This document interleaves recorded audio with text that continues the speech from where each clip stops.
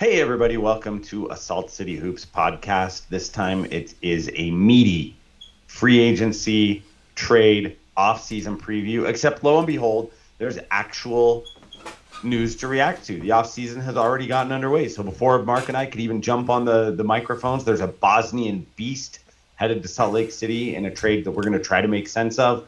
We're going to try to talk about other things that could happen with the Utah Jazz this offseason. The roster math is kind of what it is right now, but you make, as Mark was saying to me a few minutes ago, you make one trade where five guys are going out for two, and all of a sudden things get a little interesting. So we're going to talk about free agent possibilities, what the trade market looks like. We're going to talk about the stuff that happened earlier today, the day that we're recording this, and hopefully it's useful to all of you whenever you are listening to it.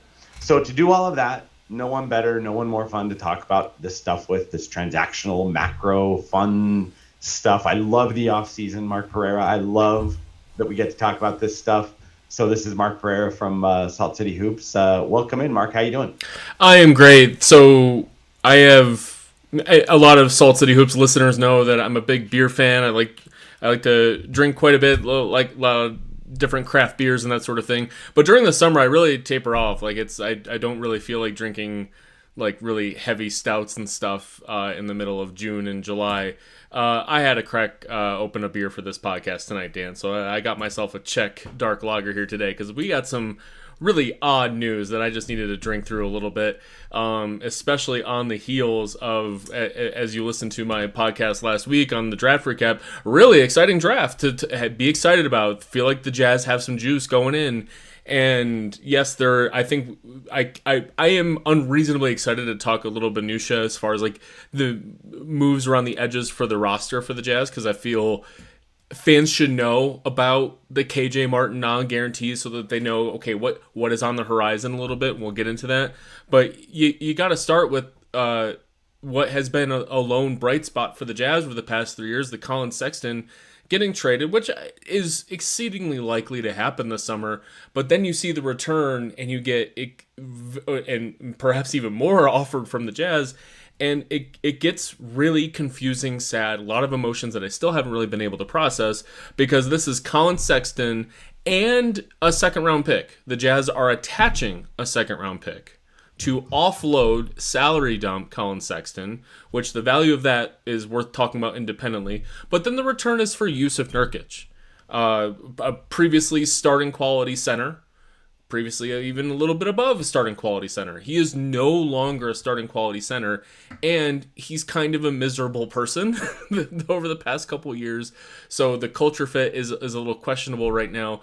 Yes, he is Bosnian, and yes, in his heyday, he was referred to the Bosnian Beast. He and Damian Lillard have a very excellent relationship from their days in Portland, but I'm not sure he's so much of a beast anymore. I would call him more of the Bosnian boar, like Bore.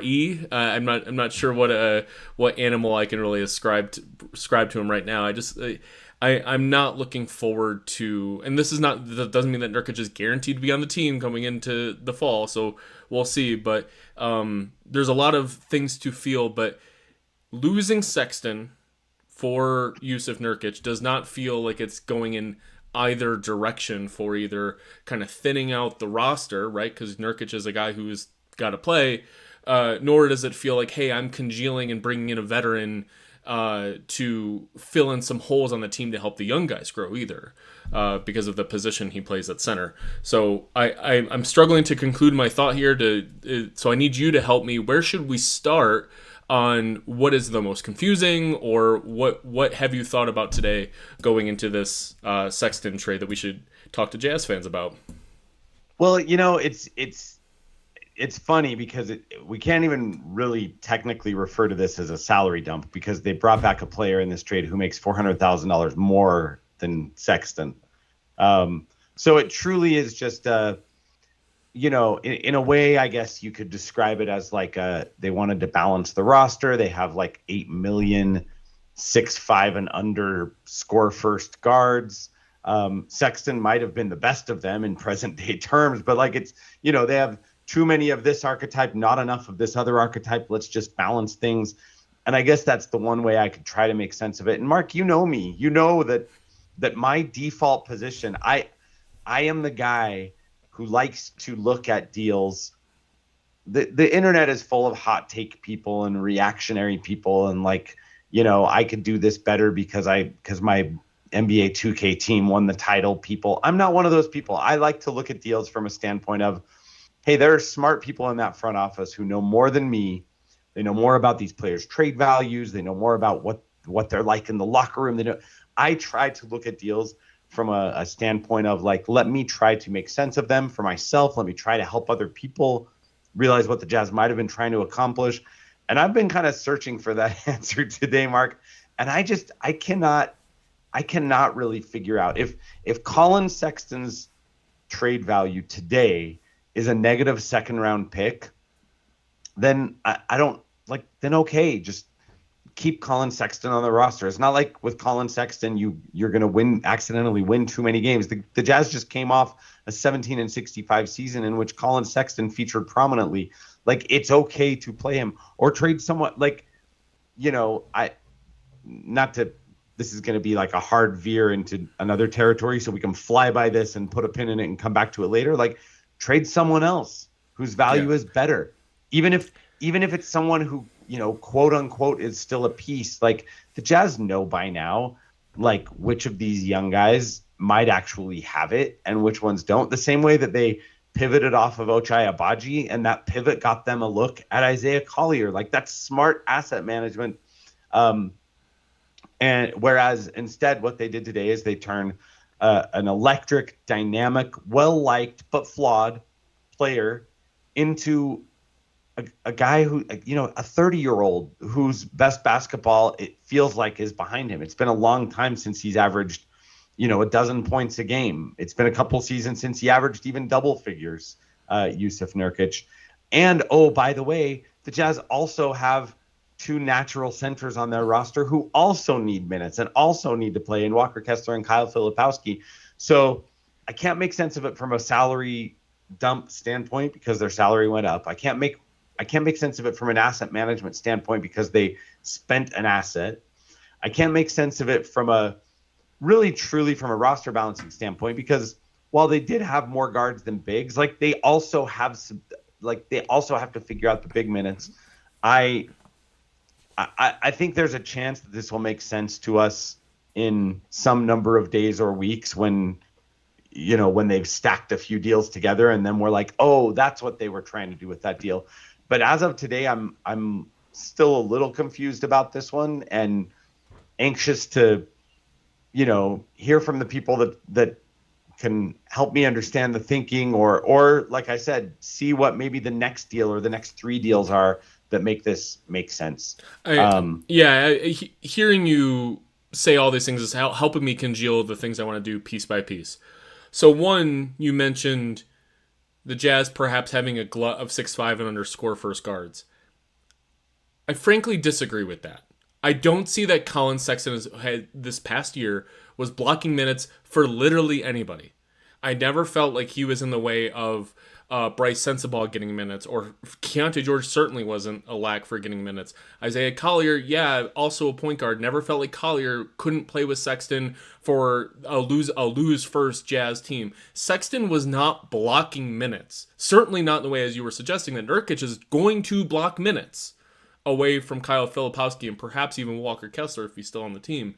So I never felt like Sexton was in the way of young player development. And as you and I are too much in lockstep with and often at odds with many fans, having a good player on the team getting minutes is not blocking development of younger players. If they're like, often you want to have some semblance of normalcy on the court to help young players learn how to play a little bit. And Sexton wasn't blocking minutes, so I can't sit here and say, well, this really opens it up for Alec Burks and Trey Burke. Like, I'm not feeling that. I do not feel that way in as far as a roster construction standpoint. As far as this is a tanking move. Unlike Lowry, Markkanen, and Walker Kessler, and to a lesser extent John Collins, Collin Sexton, as much as we love him, is not a capital W winning basketball player. He's slightly winning. He's not a negative player over the past couple years, but we're talking, I mean, these are very, very noisy stats sometimes, but we have Basketball Reference saying that he has a 0.6 value over replacement player. He was 2.0 the year before. He's always hovered between kind of 0 and 1 throughout his career. That is not very impactful. That is not very impactful whatsoever. We have Cleaning the Glass suggesting that this past year the team was 1.9 points per possession better when he was on the floor than when he was off.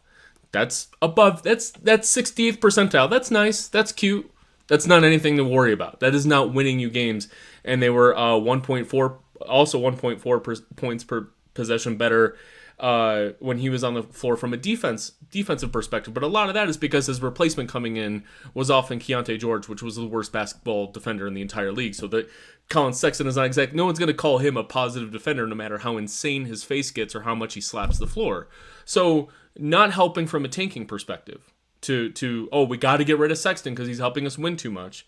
If you're going to take Austin Ainge at his word to say, like, we're not going to do roster manipulation, so if we're going to keep our top 8 protected pick, which the value of which you've nicely debated on your article, I want to point people to that again, is the value of that particular pick that Utah owes Oklahoma City next year, top 8 protected. But I do agree in the sense that it would be a little silly to lose that pick if Utah's close to being the 5th, 6th, 4th worst team. Kessler and Markkanen and Collins, those are the guys who are going to risk that, not Collin Sexton. And then from a weighting asset management perspective, I agree with you there. Let's bring in some other examples here. Not the exact same front office because Austin Ainge is now here, but you can't, philosophically, you can't bring in Austin Ainge and think like things are going to be wildly different, right? Maybe he is completely upside down from old pops and something is new and afoot here. But the team was willing to wait to trade Mike Conley. Almost to a fault. They won too many games, and now that you lost them, Victor, you had fewer lottery balls for Victor Wembanyama. I don't ascribe to that. I get why people say the Jazz should have traded Conley for less value and really cratered the roster sooner so that we would have been worse 3 years ago. So they were willing to wait for a Mike Conley trade and got a great trade out of it. Of course, Nickeil Alexander-Walker is probably going to get a great contract this offseason. The Jazz had to attach 2 second-round picks to offload him. Dan Clayton, there will not be a podcast where I don't bring that up. So that was an example of this same front office waiting for a better deal for a quality player that they could get. Sure. And then the other trade that comes to mind is when everyone was really disappointed when we traded Bojan Bogdanovic in the wake of the Mitchell and Gobert trades for Kelly Olynyk. And Kelly Olynyk hadn't been relevant or useful, and he's frankly annoying, and no one's really a big fan of Kelly Olynyk. So everyone walked away from franchise mini legend Bojan Bogdanovic, Hornacek Jr., and saying, we got Kelly Olynyk for that? And then it's kind of sort of made sense to turn Olynyk into Isaiah Collier later on. This one doesn't have that asset management benefit to me because keeping Sexton around isn't hurting the tank, and I'm not saying look, this tells me Sexton's value on the market was always way shittier than we thought. There's a reason he didn't get traded at the trade deadline for a couple years now. I don't think GMs are necessarily asleep at the wheel, but I think there is some opportunities, especially Eastern Conference teams, who could use a little juice from the point guard spot, especially in the bench role. He doesn't make that much money, so it's not like fitting him into a salary cap structure is particularly difficult. And Utah has a cap sheet that is frankly easy to work with. So this is my final conclusion. After all those points, I want people to kind of ruminate on those. But as I was texting earlier today, I figured out my Occam's razor for this whole thing is that they don't really care for him. From a person, like we all love him. Apparently he's well liked by teammates and everything like that. But I wonder if like the things that people tell us not to read too much into, and it's silly, and beat reporters will always say, Mark, you're being way too intrusive about this. You remember the headband game last year when everyone wore headbands? And one guy didn't. And I was like, okay, with Sexton's hair, maybe it didn't like fit on his head or whatever, but he was the only guy who didn't wear a headband that day. I've seen Sexton up close and personal. Like I sit very close when they come to Denver, and I know in the heat of the moment, a lot of the guys you tune people out or whatever, but the Sexton was always being tuned out when he was like yelling at his teammates, especially the young guys, right? And I found it very odd that young guys weren't like, especially rookies, weren't like, okay, got it, Collin. I know it's game 65 of a long season, but they were just never seemed to be very much with him. So maybe there is like we think of Nurkic as like, man, this guy's going to be a real lazy oaf, not very positive value person on the floor. But I think back to how he actually does have some notable stars in his corner who do love him, and I do wonder if he's actually perhaps a positive vet to have around. So I wonder about Sexton's cultural fit with the team. Sorry, I'm rambling here. The second part is Nurkic's blocking minutes for Filipowski. That all goes away if Kessler is like, they have trades on the go for him. And like in to the point about bringing in Olynyk at the time, when we didn't know if Kessler was a rookie at that point, and so you needed to have a center on the team to make the team function. Without Kessler, you have nothing on the roster that makes sense to make the team function. By the way, Charlotte has 0 playable centers right now, which I think is quite interesting. And then 3, this is the shortest path that they wanted to take for, we need to get rid of Sexton, we need to acquire a real center. Mash the two together, you get a bad trade, but they're just saying, wipe our hands clean, let's move on from this problem. Yeah. And again, that would make sense if I felt like Collin Sexton was a problem. I've never been led to believe that Collin Sexton's presence on this Jazz team is a problem. And I think, you mentioned the Bogey trade.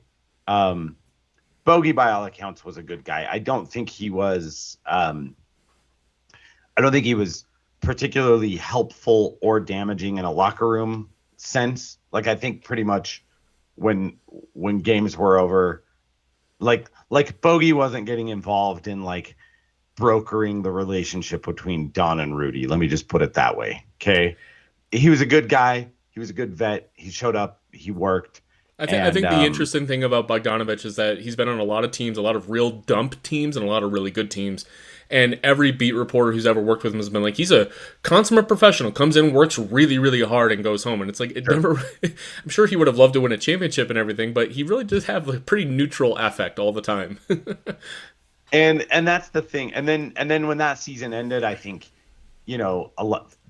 for starters, a lot of Jazz players were just kind of over that situation by then. Yeah. Bogey was one of them. And I think because of that, there was a little bit of a sense of like, well, damn, they kind of need to trade him. And I just don't know that that's there in this one. So even under the gun of like, we kind of have to trade Bogey, they still at least did like an asset neutral trade and got Kelly Olynyk, who again turned into part of the Isaiah Collier trade, which is to say not really much, because I think the bigger asset in that trade, outgoing asset, was Abaji.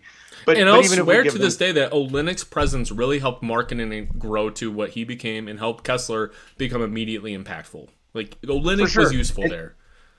And I'll keep saying, too, that I think that it's telling that Lowry hit, like, borderline all-NBA level when he was playing with table setters, most notably Mike Conley Jr., but even after Mike Conley left, Kelly Olynyk was still there, kind of playing a lot of that same spiritual role of just like, let me make life easier for you. And Markkanen's stats held up, and then Kelly Olynyk left, and now we're left with a Markkanen who, again, you've heard me say this, listeners have heard me say this, I still believe in Markkanen. I think his statistical drop last year was because the Jazz weren't trying to maximize him. They were trying to just like have a fun experimental year where he took 11 threes in games and he just let it flip. Anyway, whatever. I'm on a tangent. Even in that sense, the Jazz were able to make a Bogey for Olynyk swap, which was less than what a lot of fans thought that they were going to get back for Bogey. I heard, by the way, some of the other trade packages that were on the table for Bogey. There were a bunch of packages that would have yielded the Jazz a first. All of them would have required taking bad salary back. And when I say bad salary, I mean some of the worst contracts in the NBA. And the first round picks probably had quotations around that. a quote unquote first round pick. Sure. Sure. He's not the level of guy that you're going to get unprotecteds for. So yeah, you're getting like a mid first round pick, and you're taking back a guy that you're not really interested in. So I get why the Jazz were like, nah, you know what? We've got more firsts already than we're going to be able to roster over the next several years. Let's instead take a player back who just makes our roster make sense. Let's take a guy who knows how to set screens and, flash to the elbow and make life easier for our guards and help make reads. And Olynyk does all of that. In Sham's initial report about this trade, he did say that the Jazz have liked, quote unquote, Yusuf Nurkic. Maybe that's true. He does some things on a basketball court in his best moments that kind of like Olynyk at a similar age 3 years ago might be useful to the present day Utah Jazz. For me, it comes back to, I get why they took, less than 99 cents on the dollar for Bogey, because Bogey kind of had to go. Collin Sexton really didn't. And, unless there's just stuff I don't know and you don't know and we all don't know. Either way, I do want to just give Collin a shout out real quick. 3 years with the Jazz, I think mostly endeared himself to the franchise, to the fans. He will go into the history books as the 14th highest point per game average in Jazz history, the 19th highest assist per game average, the 11th highest 3-point percentage among players with at least 100 shots taken. Collin was a pretty useful part of this rebuild, and I think much like Olynyk, kind of made things make sense when otherwise it would have been like a lot of Keontae George dribbling and a lot of other things happening that might not have been as productive for Lauri Markkanen and as productive for Walker Kessler. And now I think we know more about these Jazz players because they spent 3 years or less, or some subset of those 3 years playing next to Collin Sexton. I want to clarify that me clawing at the random bottom of the barrel things that might be observed about Collin Sexton was just trying to explain the unexplainable here. Sure. I think I am in love with that guy. I think he really, really, really matters. He's incredibly efficient. I think we think of like score first point guard. There's going to be some inefficiencies kind of baked in there. He's always taking good shots at the right time. His release was always a little bit slow, so you couldn't expect him to bomb 6, 7, 8 threes a game. But like he had a good enough release that he had pretty reliable off the dribble 3-point shooting numbers, getting to the rim. And I always just wondered, why is his energy not infectious? Why does it not drive guys to be like, well, that guy is trying his ass off and we have 7 wins in January. Like this really matters to him. It should matter to the rest of us. And I just appreciated last year. I think about why last year was so hard for me, and it really wasn't the losing. It really was. It was hard to turn on a game. Like, you had no Taylor Hendricks, and your star rookie is a wallflower. Like, there was very few reasons for me to turn on a game and just have what exciting things are going to happen today. I don't surprise me, right? And Filipowski came on towards the end, but his game isn't exciting and wowing. And Collin Sexton was going to give that to us, and he is one of those players that you want to see in the playoffs. Like, can a good team get him in the playoffs for 15 minutes a game and see, like, oh man, is he going to be like damaging exciting, or is he going to be really helpful exciting? He's been a very positive player for me as well. I'm scraping at random things to explain the unexplainable, and now I have to turn my attention to figuring out what I can appreciate about Yusuf Nurkic. Yeah. Well, all of that is true, which is why probably where this conversation has to land, and then we can put a button on it and talk about, the next Svi Mikhailuk level signing that the Utah Jazz might make. I guess where all of that leaves us, Mark Pereira, is that evidently, if all of that is true about Collin, and it still took the Jazz a second rounder to turn Collin Sexton into the Bosnian beast, said ironically, then obviously, like, it's objectively true at this point that his value just isn't what we thought. And that confuses me because I legitimately think that there are teams that Collin Sexton could help.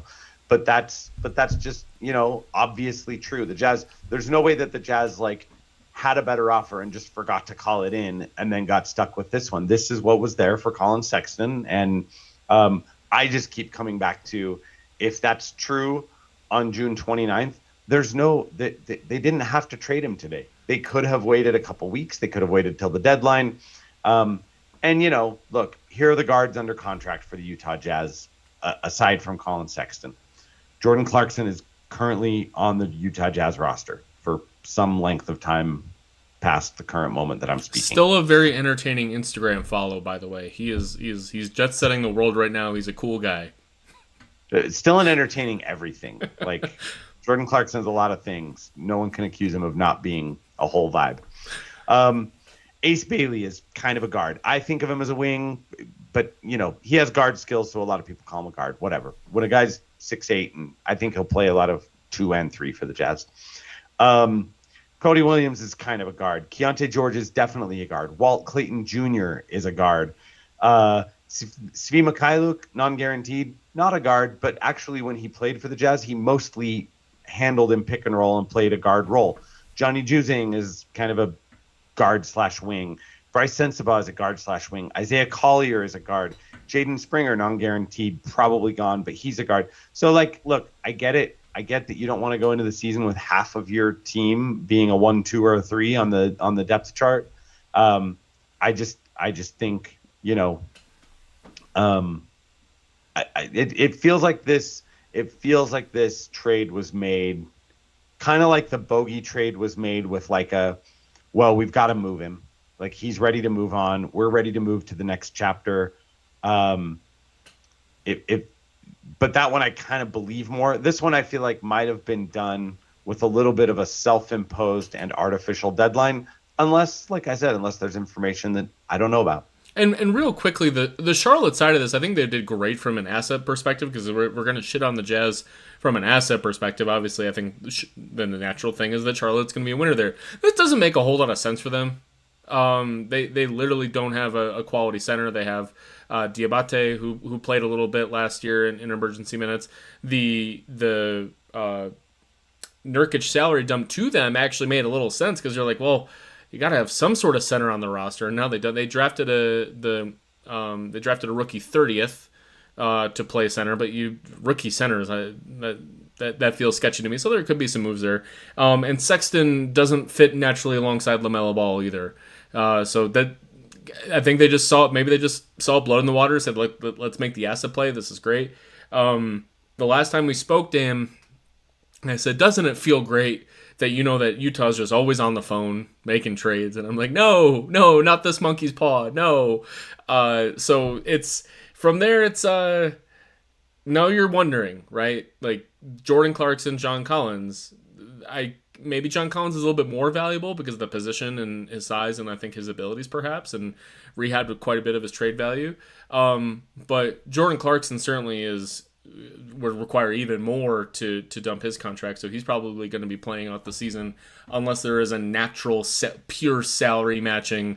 Okay, you're in this trade because you're in the trade. But if Utah's trying to clear up minutes, right? If they think that's so effing important to clear up minutes, well, Jordan Clarkson's going to cost quite a bit to offload, apparently. Unless they find a different type of suitor, taking on a bad salary at a different position, right?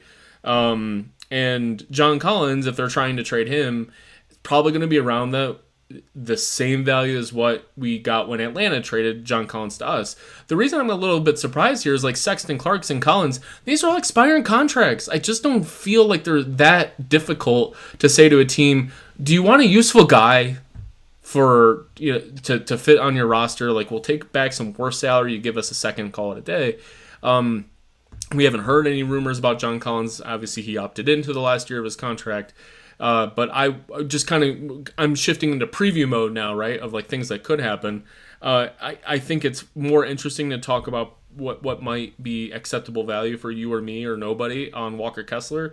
But what I'm thinking with John Collins and Jordan Clarkson is if those trades happen, they're going to be similar head scratchers. I portend.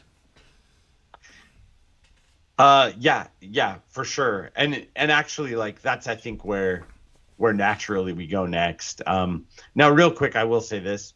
My first thought was to see Collin Sexton go out and cost the Jazz a second. Is I was like, all along, I always felt like the most likely way that those expiring salaries could be useful to the Jazz if there was an opportunity to acquire someone interesting to them, and those guys were the filler, and then the Jazz were kind of the buyer in the trade as opposed to the seller.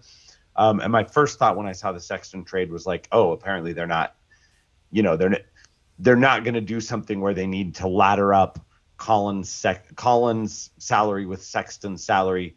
On closer look, that's probably still true, but there is a chance that the Jazz could do this trade. If the trade isn't official until July, they could actually do this trade under the salary cap. And then if that's the case, I will have to cut you off, is because I do believe Andy did report that it was made official today. Oh, okay. So well, I think a lot of the suggestions about kind of looping this into a bigger deal is we got to kind of nip those for now. All right. Well, then there you go. I'm right back to like shrug. And if I'm forgetting who reported it, the Utah Jazz Instagram account did say thank you, Collin, and that usually is the final note of officialness for this stuff. And they welcomed Yusuf Nurkic, and they've already photoshopped a purple Jazz jersey on him. Then it's donezo, and whatever. I mean that does mean, like, there's a small chance that they would have had to waive all the non-guaranteed guys, which, some of them could also be used in different ways, but so just to kind of as a dumb example, is we just saw that DeAndre Ayton is going to get bought out from the Portland Trailblazers. Sorry. Pronounce his name correctly. It's DeAndre I am a max player Ayton. Yeah, dominating. I'm sorry. Yeah. Dominating. Bahamas basketball legend. I apologies to the dominating family. The idea of perhaps like a small little up level, right, would be, okay, we'll go to Portland and say, look, we're going to combine all of Sexton, Clarkson, and Collins. Don't have the sheets in front of me, but like we'll combine all of these to kind of make that trade work for you, so you guys can get some more useful players at some other positions, and we'll take on that Ayton garbage.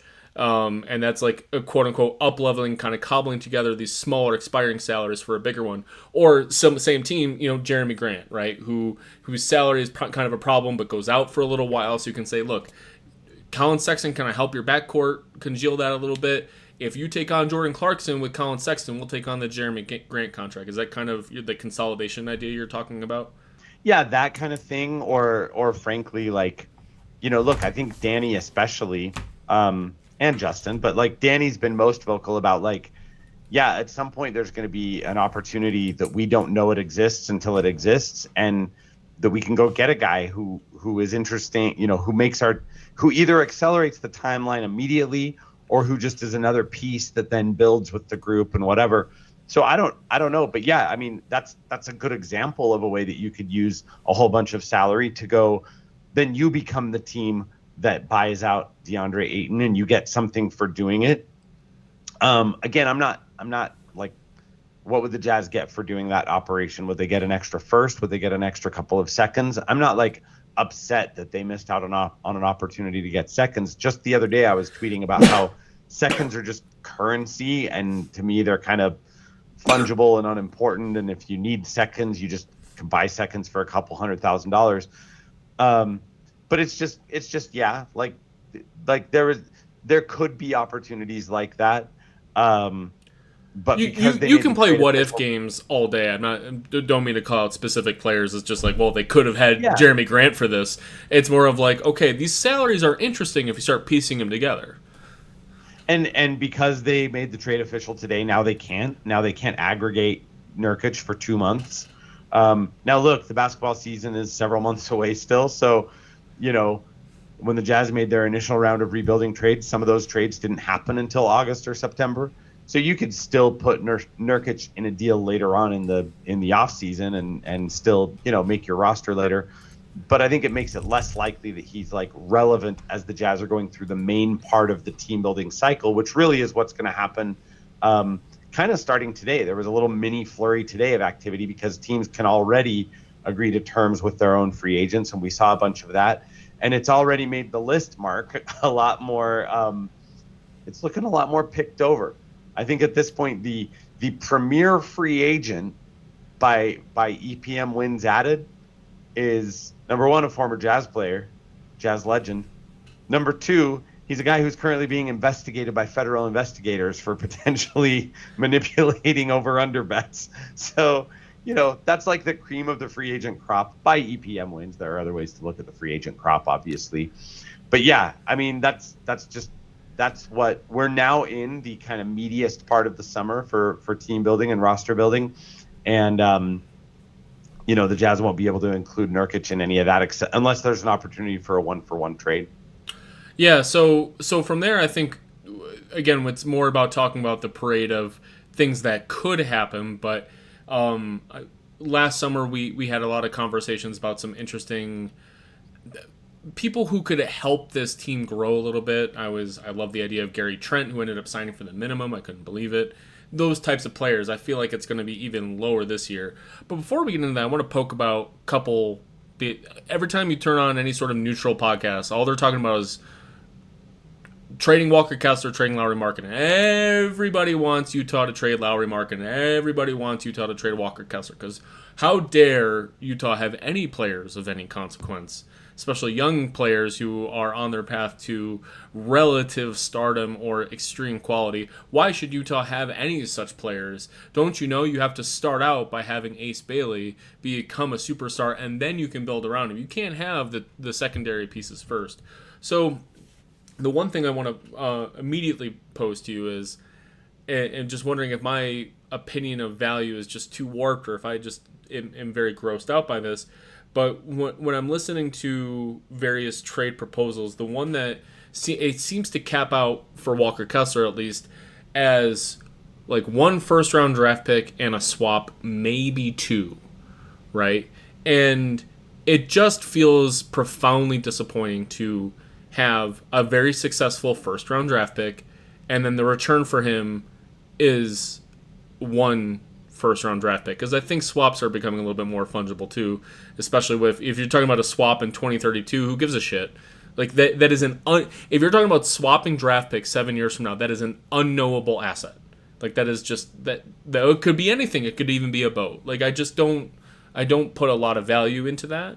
So trading for a single, even if it's unprotected, it doesn't feel very good. And I'm not saying I want 3 first-round draft picks out of this unprotected. I don't think Walker Kessler has that value. But would you be disappointed in a first and 2 swaps, or is that actually something you could say, okay, Kessler's getting an extension this summer, the Jazz aren't ready yet, let's focus on Markkanen and the young guards? Well, first of all, I'll just say as a quick aside, Ken Clayton, the almost as good-looking half of the brothers Clayton, wrote an interesting piece a summer or 2 ago that the folks can find on Salt City Hoops about actually the value of swaps, and he did some quantifiable stuff because he's a nerd like us about like. So anyway, that's interesting. Just since you mentioned kind of tangentially the value of swaps. Yeah, listen, to answer your question. Like 12 hours ago, I would have said, well, if that's the best offer that's out there for Walker Kessler, then the Jazz will just say no thank you, and they'll just keep employing Walker Kessler, and they'll be fine with that. Now I'm like a little nervous saying that out loud because I would have said something similar about Collin Sexton 12 hours ago too. So I'm like, oh, shit, maybe I need to like recalibrate a little before I make sweeping declarations. But yeah, I think with both Kessler and Markkanen, like let's say Ace Bailey, and hell, Walter Clayton Jr. and let's say Ace Bailey really hits, and then like 1 or 2 of Clayton, Keontae George, Isaiah Collier, Kyle Filipowski, Taylor Hendricks, like a couple of those guys also get to like 80% of their best case scenario, and you start to think like, hey, we kind of have an interesting plucky team, like Houston when they kind of started around the corner and started to look for vets. Then at that point in time, you're going to go, okay, we need to go find a guy who's like Lauri Markkanen. And then so I don't, the idea that the Jazz should just give away useful players. My understanding is that as of today, the Jazz still believe that Lauri Markkanen can contribute to the next good version of the Jazz, even if that version takes a couple or 3 more years to identify, let alone then develop into a winning team. Because as we all know, you just don't go from 17 to 48 wins. Well, Detroit kind of did, but they also are in the East where things are a lot easier to make that kind of jump.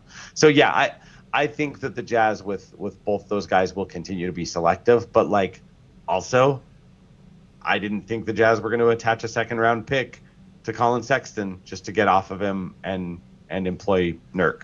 So normally I would be very sketchy about giving Walker Kessler $25 million a year. I think constructing a roster with a non-shooting center at that price range becomes a little difficult. The problem, the counter to that is that the Utah Jazz have nothing on their salary cap except for Lauri Markkanen. So kind of with all the rules around bird rights and extending your own rookies and all these young guys who may become good or not, like there are going to be ways that the Jazz can easily build upon this team with a Markkanen Kessler front court going forward. It's not like Minnesota today and yesterday gave big extensions to Naz Reid and Julius Randle. It kind of locks them into what their team is, absent trading either of those guys. So it becomes difficult for Minnesota to start making moves around the edges without trading Gobert for lesser value, right? But extending Kessler now doesn't pose as much as a problem as I was kind of thinking it would be 2 years ago. So I would be disappointed, personally, if the return was a pick and a swap. I don't think that's something that I have any interest in. And for Lauri Markkanen, you get a Gobert Mitchell package and that's it, or I'm hanging up the phone. I'm sorry, it's just the way I'm looking at Markkanen is I think you are the one who say this, or I can't forget if it was you or somebody else. It's the next great Jazz team is more likely to happen with Lauri Markkanen on the roster than not Lauri Markkanen and 3 firsts. Yeah, I say that all the time. Like the Jazz have so many firsts right now. They have like 12 firsts in the next 8 drafts. So would you rather have 15 firsts and no Lowry, or 12 firsts and a real ass goddamn NBA All-Star who's been an All-Star, who's already an All-Star? Like, to me, it's just such a no-brainer. And not a fluke All-Star. So far, it's a one-off, right. But it wasn't a fluke. He was 17th in All-NBA voting that year, right? Like, he just missed All-NBA because it was the one year in his career he was playing next to people who cared about making his life easier. Like, he played next to table setters, and he was borderline NBA. So yeah, whatever. This isn't my Lauri Markkanen is going to rule the world speech. I still think Lauri Markkanen is more of a 1B than a 1A. But yeah, and then as far as Walker Kessler goes, like the number 25 million sounds scary. The thing that we all just have to like calibrate and adjust to is that like 25 million is just starter money now. Like 5 years ago, it sounds like a lot of money, and it sounds crazy, and it's like that's Kevin Garnett money. it's Kevin Garnett money. It's more than Gordon Hayward ever made as a Jazz man. All this stuff. The reality is this: 5 years ago, the mid-level exception was like 9, and low-end starters made like 14 to 18 on their first non-rookie deal on their as restricted free agents or as rookie extensions. Now the mid-level is going to be 14, and low-end starter money is 23, 25 million. It's just everything is going up, and we just need to get used to it. The minimum salary in the NBA this year, the portion of the vet minimum that the league doesn't reimburse, so the actual cost of teams to hire a vet to a minimum salary is going to be $2.2 million. That's close to what the biannual exception was when they created that exception. And that's life-changing money. Like that is legitimately, like, you could see some players saying, look, I'm not hurting my, like, the future of my family if I decide, like, I'm going to go take the minimum somewhere. We saw it with Gary Trent last year, we were surprised to see him taking. Why are you taking a minimum contract? Well, it's still pretty good. You just came off of of a fat contract with Toronto, so it kind of made like, okay, he's going to take the minimum somewhere. There was another good player that I was surprised only took the minimum last year, but that's fun discussion for radio for me to think about it. So let's transition then to before we get into, hey, what is there anybody like on the C or D tier free agents that you'd be kind of peaked or restricted free agents that you'd be interested in the Jazz getting? Let's talk about the Jazz current status, because they have some end of the roster players that are not awful, right? Like, just they're not detritus, and I would never ascribe that specific word to most people, but I think there's everyone who has a non-guarantee on the team. You can kind of tilt your head and say like, well, I can see how you're most useful. Where do you see KJ Martin and his $8+ million ending up? I see him getting waived just because $8 million is a salary slot that you could do something else with, and he's non-guaranteed, and it costs the Jazz nothing to tell him good luck out there. If he wants to then turn around and sign at the minimum, I bet the Jazz would. The Jazz clearly liked the idea of taking a look at him. Everyone else that they acquired in that set of February deals, they didn't even require them to report or pass a physical. And with KJ, they said, yeah, like, you're coming to Salt Lake City, you're going to play for our team, you're going to wear a jersey a few times. It turned out to only be a handful of times because things, but so I don't, to your point, I don't think they view him as just like, yeah, get out of here, you're not helpful to us. But $8 million is a lot for a guy who probably on this roster, I mean, like, he's a big wing. He's not a quote unquote big man. So he's a big wing, which means like he's got to find minutes on a roster with Markkanen, Taylor Hendricks. I think Cody Williams is still going to get minutes, guys. I know how his rookie season went. I think the Jazz want to see what's there. But Martin's quality right now is he's an emergency 12th to 15th man if he's on the roster at all. Right, exactly. So do you pay $12 million? Do you pay $8 million? For an emergency 12th man? I think you don't. Which is why I wasn't surprised to hear the Jazz talk at end of season media availability.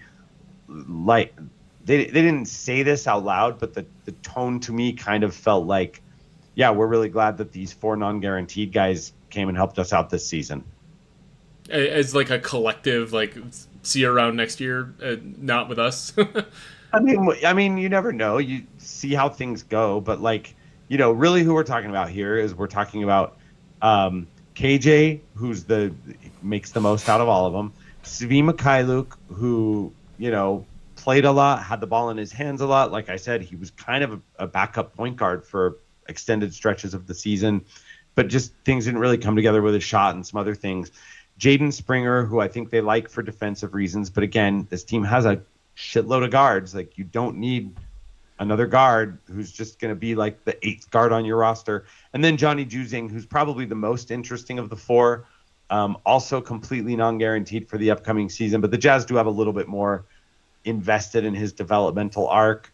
And he has kind of turned into an interesting sort of movement shooter archetype, even though the percentages probably should be a little bit better before we start comparing him to other excellent movement shooters in NBA past and present. I think Juzang stands out as well because he was the only one of those players that you could see in the March and April games against quality opponents. He was on the opponent's scouting report. And whenever you start to be like, look, just pay attention to what he does out there. And then I also was impressed a little bit. This is kind of a deep cut, and not a lot of teams watch the Jazz in March and April. I thought he reacted to that pressure a little bit better than I expected. I think he would give the ball up quickly and relocate. I thought there's something interesting. He's got good size. He fouls a lot for who he is. I think that has to do with a lot of athleticism issues, but he's the one of the 4 that I'd say, I like having him around.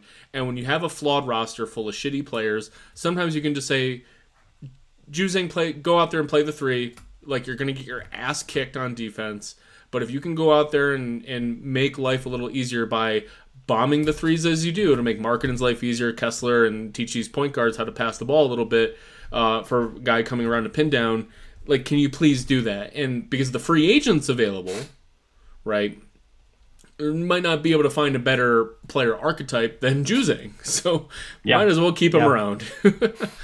Well, and they ran, I think one of the reasons he was getting defensive attention is they were running a lot of the same Lauri Markkanen actions with Juzang as the guy who was like coming to the action off of like a staggered screen off ball, or you mentioned pin downs, hammers, whatever. Like they were giving Juzang a lot of those Lauri actions. Bryce Sensabaugh too. Bryce saw a lot of that kind of stuff. So anyway, Juzang maybe you keep around and you take a look at for another year. But those other three guys, like if they're not back at all, I don't. And again, that's what's tough when you look at the roster math, and maybe this will start to make sense as the Jazz do make more deals, because we've been told to expect more deals are coming, like the Sexton deal. Like there's just a lot of players on this roster as of right now who probably think they're going to play minutes, and they all can't the way things are constructed now. So to me, that's a bad omen if I'm Svi, KJ, Jaden, and maybe Johnny. But I do think that Johnny has kind of endeared himself to Will Hardy. Will Hardy loves to talk about the process Johnny has gone through to kind of redefine himself through the lens of like, what do I need to be successful in the NBA? Because at UCLA, I was like this do-it-all 6'5" forward, and that doesn't really pay the bills when you're in the NBA. So I really need to be a shooter, full stop. I need to be a capital S shooter to have a 10-year career. And, he's worked on a bunch of that stuff that you're mentioning, which is just like the counters of like, okay, when I'm going to go off a screen this way and they're cutting me off, what do I do to punish that and whatever? So I think there's some outlines there of a player who could, who could still be in the NBA for a minute. Yeah, as I look at this roster and going back to my comments at the top of the show where I said, like, I didn't see Collin Sexton blocking minutes for anybody, I still stand by that. I see all of the rest of these jerks blocking minutes for each other, because they all just feel like these D- to D+ quality players, where any one of those guys can see a different guy playing in their position and say, like, come on, I'm better than Johnny Juzang. I'm better than Bryce Sensabaugh. What am I doing on the bench? Sexton wasn't blocking those minutes. But by taking the Sexton club out of the bag, it can just be like, look, now all of you D- players can play, all right? Stop being annoying about it. Well, right. I mean, we talked about the Abaji pivot, right? And, Abaji was a late lottery pick. He was 14th. Picked by Cleveland and then traded to the Jazz, so not their pick. But, like, that's a guy who should have excited us, and he excited me. Like, I wrote some things about how his game expanded in the season and a half he was in Utah. But, like, if the Jazz did a pivot like that, because now they're at a point where, like, they can't give all the same developmental opportunities to Keontae George and Isaiah Collier and Walter Clayton. Like, that, in a way, that would kind of make as much sense to me as like paying to get off of Collin Sexton, who might actually be a useful NBA player. Meaning that, like, if the Jazz have more information about these guys than I do, right? If the Jazz are ready to say, hey, we don't think Keontae George is going to be – I'm not saying they do, but let's just hypothetically say that they're ready today to say that, hey, we don't think Keontae George is going to be one of our 4 or 5 best players on a title contender, then I would have been less puzzled by them trading Keontae for a couple of seconds than having to actually pay to move Collin Sexton. Although, again, I don't own that valuation process. They do, and they have smart people who do that. So I will see what it turns into. Speaking of D- players, unlike last year, I want to know where you're going. I hinted towards this last year, but or earlier about talking about last year. As I care very strongly about giving Collier and Keontae George and now Walt Clayton Jr. I always really appreciate, by the way, that we did learn that Walter Clayton Jr. prefers going by Walt, so I really appreciate that. For sure. Not one of the better looking Clayton brothers. He is better looking than either of you, but he's not a brother of yours. But he is Walt Clayton Jr. We can't call him WCJ because that's Wendell Carter Jr. It's going to drive me nuts. And so I want to see them develop with players who are worth the shit on the floor, who would necessarily not be the worst thing in the world if they were benched in February, March, as the team doesn't manipulate minutes or anything, but it's also not a player like Lauri Markkanen where you're like, well, we have to find the Utah Jazz. Is there any third, fourth tier free agents, restricted free agents that intrigue you at all? As like, look, we don't have, assuming for the sake of this question, the Jazz have another trade or three up their sleeves that frees up a little bit of an opening here, especially with the non-guarantees that are probably unlikely to come back at this point. I mean, no. Your reaction already has made me laugh. Like, I've been putting this list together as I do every year for Salt City Hoops. I've been putting this list together of like the top free agents by win math, and whatever win math numbers are just one frame for this. But like, again, Malik Beasley is the top free agent left, and free agency hasn't started yet because the NBA has taken, they've fixed the extension rules, which were broken, and that's a great thing that they've done. It makes it easier for teams to keep players who are good, and that's good for continuity and for fans and whatever. But it has really made free agency kind of suck. Like, plus the fact that a team can negotiate now with its own free agents between the finals and June 30th. So like James Harden is already off the market. LeBron James opted in. Like all these guys are off the market. So the best of what's left is literally like Beasley. The Jazz have been there, done that. Brooke Lopez, too old. Dorian Finney-Smith supposedly committing to Houston. Are we interested in Ty Jerome as like a, what could he do for the Jazz? He's a 44% outside shooter. Like, and all of these players are good players and would help the Jazz win a game or five. And taking the tankings thing out of the equation here, these are players that I would be annoyed would be blocking minutes. I've been pretty loud about, like, there's not really such a thing as blocking minutes, like, too much with a lot of these positions. But if you're actively bringing in a guy who isn't one of your own already, not via trade, but a straight-up free agent, like a Ty Jerome, to start getting in the way of Walt Clayton Jr. getting his first minutes, like, that just annoys me to no end. I mean, sure. Ty Jerome, by the way, I guess he's 27. He's almost 28. Okay, that's fair. All right. You just talked me out of even like spending more oxygen there. But let me answer your question with a question then, because like you mentioned that you wouldn't have been mad if the Jazz signed Gary Trent Jr. last year. So same value tier.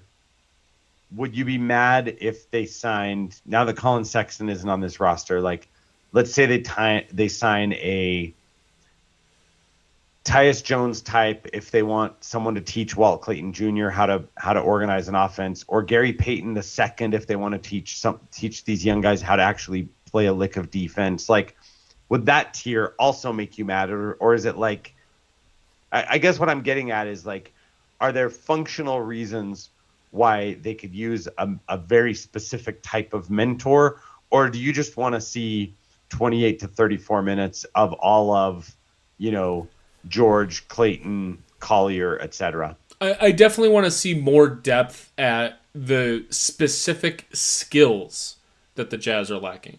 And right now, the only player who is really a very point guard energy passing guy, especially with Sexton out, and we all know his passing energy comes and goes, is Isaiah Collier, right? Collier. And he's a rookie.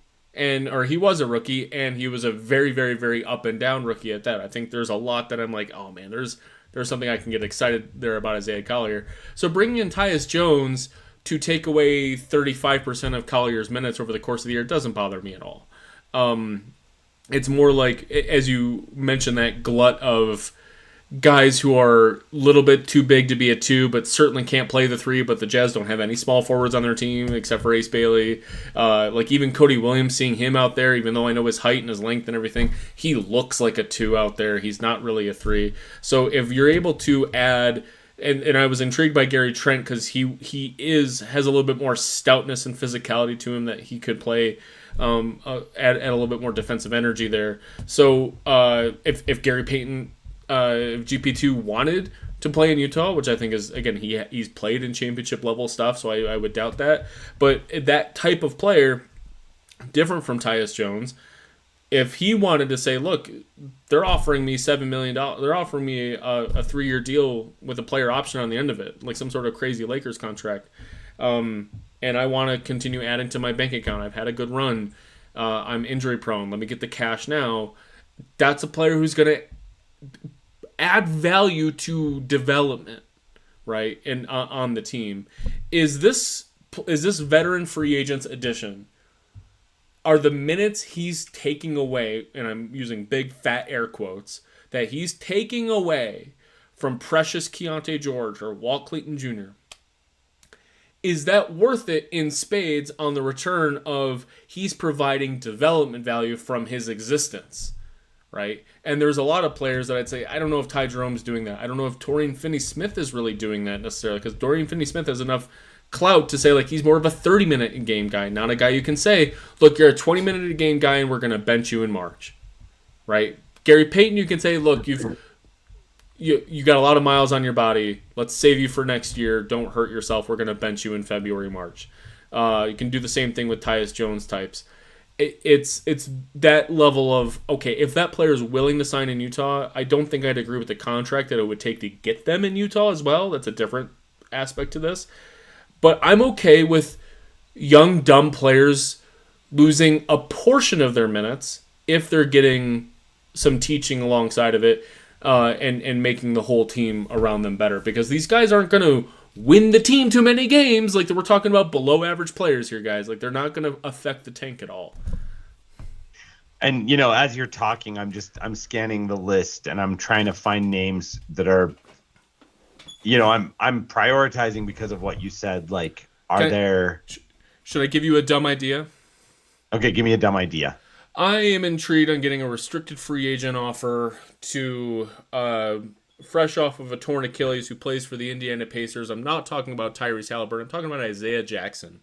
Yeah. I'm wondering if it's the outlook for a player like that. He had a very up and down start to his Indiana Pacers career. Good rim protector, does a lot of silly things on the court. They did extend him a qualifying offer, so he is in the restricted free agent market. They can always rescind that qualifying offer, of course, but that's where we stand today.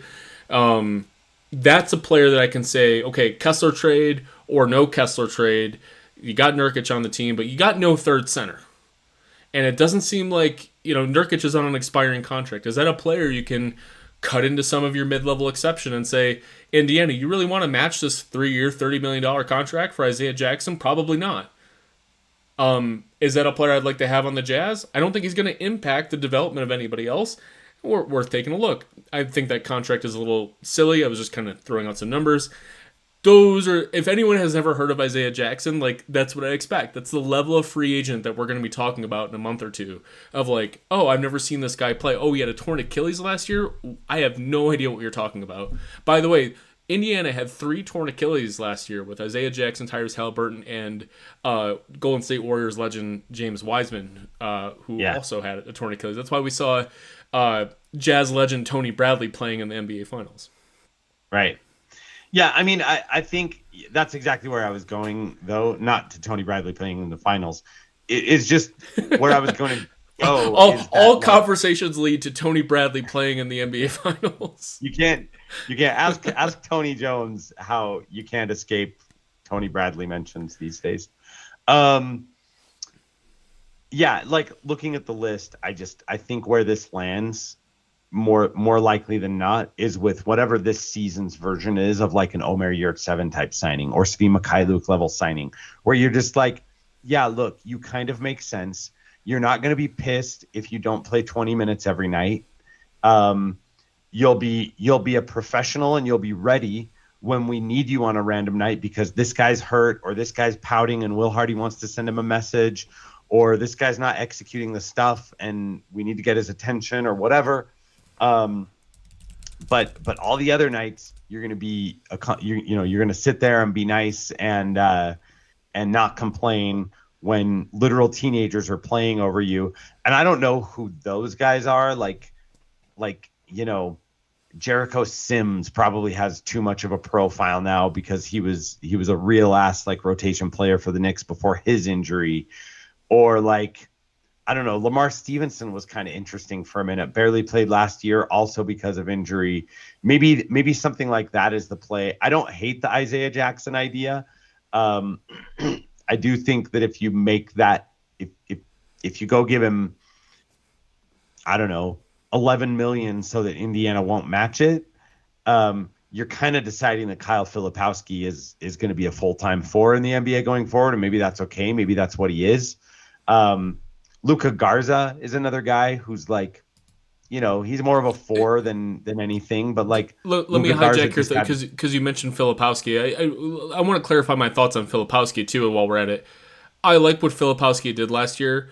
I really think he profiles as a 10-year useful bench guy.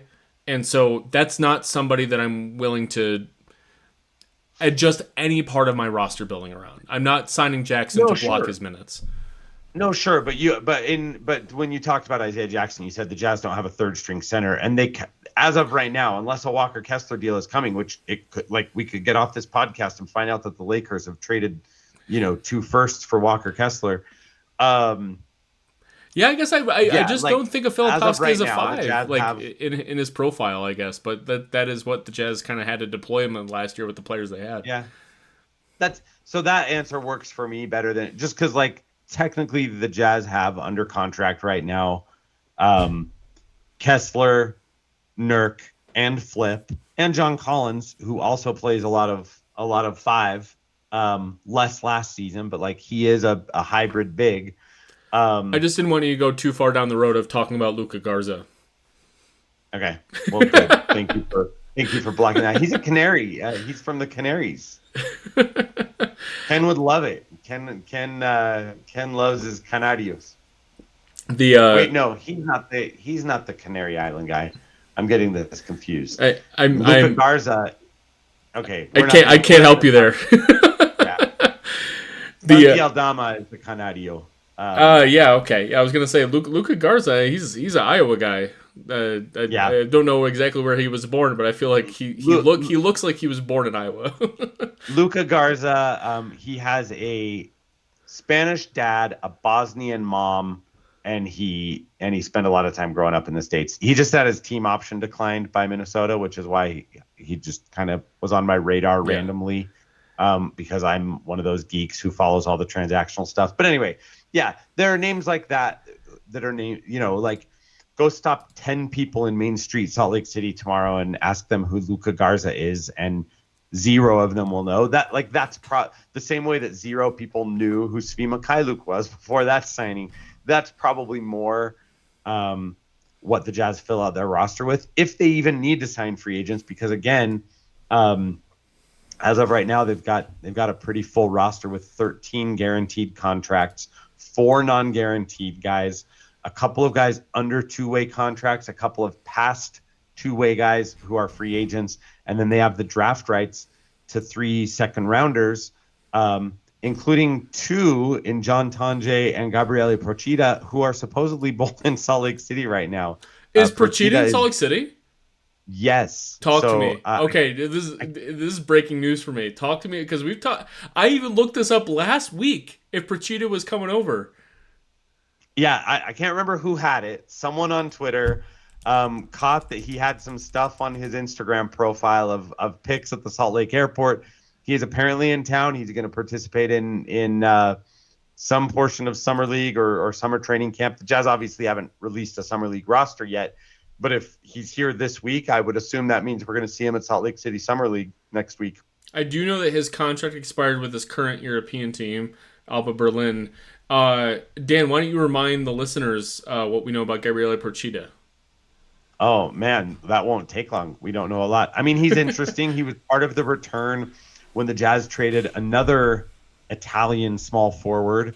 Um, they got him back in the Simone Fontecchio trade. The return for Fontecchio was the pick that ultimately yielded Kyle Filipowski and the draft rights to Gabriele Procida, who had been drafted previously by I'm vamping because I want to tell you who he was drafted by. Okay, I don't know who he was drafted by. He's an international 6'7" guy, a lot younger than Fontecchio. Shooting kind of comes and goes, but he's supposed to be interesting. The Jazz did, a lot of times when draft rights are included in a deal, it's just to kind of like check the box and meet the requirement that teams have to like touch each other in a trade or whatever. In this case, he did not have to be included. The Jazz wanted him included. The Jazz were kind of interested in seeing if he's a player who would ever, come over and audition and earn a roster spot. So I'm not saying that he should upend the way that anybody thinks about the 2025-2026 Jazz roster, but it looks like he is not under contract and, at least going to come over and try to do some things in Summer League and impress us. So just turned 23 a couple weeks ago. He, if I recall correctly, he is very much small forward sized, non-shooting passing type, right? And that is, if that player was a free agent, that's the C-level D-tier free agent that I'd be interested on the Jazz. Like, play actual small forward size on the court and provide some more juice with passing that the team just doesn't have. If we want Markkanen to succeed and learn some things, there needs to be passing around him. And Procida would be, and again, Procida would be the kind of guy that wouldn't help you win, but so his deficiencies would offset Markkanen's positives on the court, while actually kind of improving the team a little bit. Before you mentioned Procida, I was going to mention another non-shooting forward-sized passing type, which is Delano Benton. And that's a player that wouldn't mind sitting the bench because you don't have the clout or the organizational tiering to be played above Cody Williams, even if you are absolutely better than Cody Williams. Noting that whenever bring in Austin Age, I keep thinking of what Boston Celtics connections are there that are kind of out there that he wants to kind of bring in. And Delano Banton was a free agent signing by Boston a couple years ago. He played for Portland most recently. Or was it Toronto most recently? Delano Banton most recently played in Portland. Portland. So he's drafted by the Toronto, Raptors. Boston, Portland. Yeah, so there was a Boston free agency in there in the middle. Obviously, they didn't love him and hold on to him, but like, is there some affinity there that he would be interesting? But now you have me thinking about future All-Star Gabriele Procida, and it's throwing me for a loop. I follow all these guys on Instagram, and he's one guy I don't follow, and I'm losing my mind here. I will miss following Colin Youngbull on Instagram. So though, yeah, it's like we're already scraping through the barrel into the earth here on dudes, but because I think even for vet presences are actually good guys like you and me will always say like having those kind of players is good. Even I won't speak for you, but even I feel a little squirrely about signing anyone with a mid-level exception or something like that who's just going to kind of get in the way or be grumpy about playing for a shitty Jazz team. Yeah. I mean, that's what those other vet signings of years past that we mentioned kind of were. They were just guys who weren't going to upset the apple cart, who would be happy with the minutes they got. And that's the most likely outcome. And then look, there's also still trade possibilities, both the obvious ones like figuring out what the Jazz are ultimately going to do with Clarkson, with Collins, if anything happens with Kessler, if any package rises to the level where they'll change their stance on a Markkanen trade. I believe that their stance is still that, like you and me, their price is sky high on Markkanen, rightly so. But then also just like the trade acquisition possibilities, not just like what are we getting back for Clarkson that we have to plug into our roster and convince ourselves it makes sense, but like something could happen at any point that that could turn Austin and Justin and Danny into buyers. I still don't think, and I've written this and I've said this, I still don't think, even if they make a roster improvement or two, like, this is not a team that is at risk of accidentally like winning 45 games. So the pick is probably safe, even if at some point in the offseason or season, like an interesting 26-year-old second draft type project becomes available and they go for it. One of the other things that I'll be releasing this week is my list of any NBA player that has 3 years left on their deal, because I don't see the Jazz going and acquiring a guy for the future unless he's got some years left on his contract, just because we just lived through this with the manufactured Ace Bailey drama. Like, it's just, you feel a little better trading for a guy if you know you've got 72 months to convince him that Utah's a cool place to play basketball. The Ace Bailey press conference today he was with the other rookies, looked great. Love seeing it. I meant 36 months, by the way. It's late. We were tracking, I assume, and just, you see Ace Bailey wearing the lifestyle sports agency polo shirt on his official press conference, and you see Omar Cooper leading his little, like, kind of, shoot around in the Jazz court with his son Omar Cooper Jr. As a trainer's assistant, and you're just kind of like, man, we're already in this Omar Cooper drama a little bit, so maybe I'm gonna keep an eye on that this summer. Oh yeah, Dan, I got nothing left. This was again, it's more like, hey, free agency starts today, tomorrow, depending on when you're listening to this, and just wanted to kind of level set on, like, who do the Jazz have out there, and every time the Jazz are brought up, they keep wanting to trade Kessler and Markkanen, and I lied. The last thing I will say is, everyone wants to trade them because they think Utah's in danger of winning 37 games and losing that top 8 protected pick. I think with very, very, very, very, very thin, quote-unquote, roster manipulation, this is a 26-win team. And unless you have a wild lottery where the Jazz get jumped by 4 teams, I don't think the Jazz are picking anywhere later than 6th or 7th. Like, I think they're going to finish 6th worst. And if 3 teams jump them to push them out of 8th, then you just call it bad luck. And I'm not going to get too upset about that. I mean, yeah, I don't think that they are as petrified of, like, look, don't get me wrong, that asset could yield something amazing for the rebuild, but at the end of the day, it is one asset of many. And like we said last time we potted together, Mark, if the Jazz win too many games to keep that pick, it means something else has gone right. It means Ace Bailey kicks ass. Right. It means good things for the Utah Jazz in the long term. So yeah, I mean, we'll see. But again, like last year's 8th worst team won like 35 games. I think it was the Spurs. They won like 35 games, which would require the Jazz to double their win total. No chance. The Jazz are not at risk of just doubling their win total. Unless, like we said, Ace Bailey is like God's gift to basketball in the mountains. And Keontae George makes me smile for once. Yeah. Yeah. Some things would have to. I'm glad you didn't take the bait and let me riff on Keontae George for 2 seconds as an alternative to just paying someone to take Collin Sexton, because I would have said things within the morning. I would have been like, did I really say that on a podcast?